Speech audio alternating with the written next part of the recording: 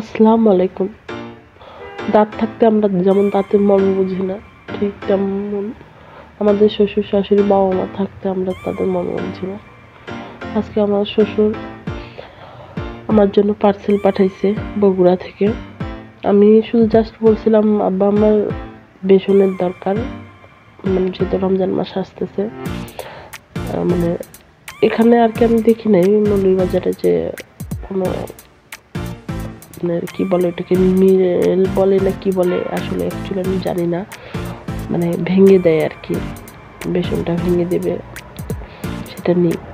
যার কারণে আমার শ্বশুরকে বলছিলাম, উনি আমার শাশুড়িকে বলছে যে এরকম চাইছে আর কি, বেসন চাইছে। আমার শাশুড়ি ডাল শুকিয়ে নিয়ে সেটা মেলে ভেঙে আমার জন্য পাঠাইছে। আর বাবু হওয়ার পরে যেহেতু আমি বুনবুনি বাসায় বানাইতে পারি না এখন, এই জন্য বলছিলাম ওখান থেকে টাটকা বুনবুনি প্যাকেট সে কিনে তিনটা আর কি, 1.5 কেজি পাঠায় দিছে আর কি। এই যে আবার খেজুরের গুড় দিছে 1.5 কেজি, একটা ছিঁড়ে গেছে আর কি। পার্সেল আসছে, বুঝতে পারতেছেন না। আর এটা হচ্ছে সেই বেসন আর কি, হাতে ভাঙা বলেন আর যেটাই বলেন, মানে বাসায় তৈরি বেসন আর কি।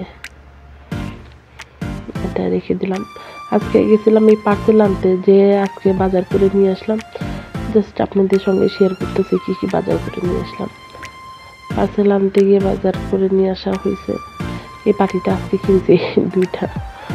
আসলে এই যে কাঁচা বাজার করছে, আমরা থাকি আপনার হচ্ছে ভাড়া এখানে, আর বাড়িতে তো জিনিসপত্র ফার্নিচার কোনো কিছু অভাব নাই।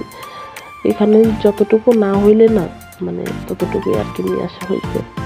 আর আমার জ্বর ছিল, এই জন্য আপনার ভাইয়া আনারস, তারপরে হচ্ছে বাবুর জন্য একটা বেল, কমলা, মালটা কলা আর কি বাজার করা, মানে পাকা কলা আর কি, এগুলো নেওয়া হয়েছে। সবাই ভালো থাকবেন।